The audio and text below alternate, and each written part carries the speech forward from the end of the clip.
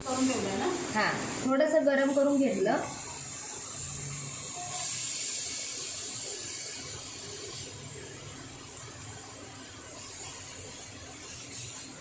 आता झाकण लावा त्याच्यावरती. एक लीड आहे ना, बाकीच्या पण हो रेग्युलर. आता तुम्ही वोकमध्ये करू शकता, पॅनमध्ये करू शकता. आता हे झाकण लावलं. हे झाकण की 20वर आहे इंडिकेटर. हा 20वरून 100ला आला की आपण नाही बंद नाही करायचं. झाकण ओपन करायचं आणि पुन्हा मग स्टर करायचं. आता बंद करा. काय बंद केलं मॅडम? भांडं गरम होतं. हां बघा, हे सांगायचं कस्टमरला. ठीक आहे, आता ओपन केलं बघा, ऑइल सुटले पूर्ण त्याला.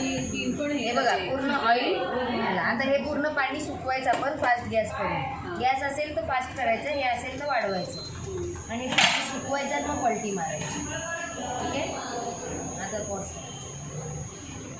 आता त्याच्यामध्ये बस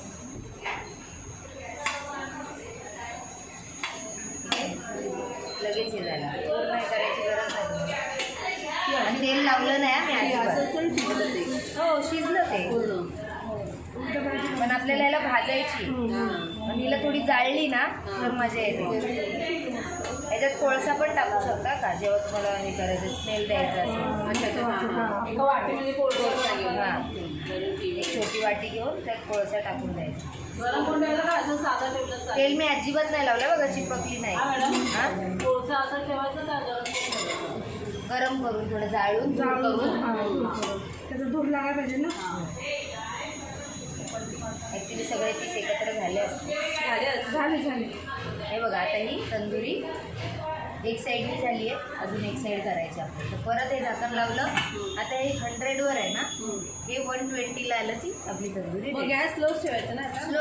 स्लोच फक्त ते पाणी सुकवायला मोठा किती वेळ लागला तंदुरीला. आणि कस्टमर पण खुश, खाल्ल्यावर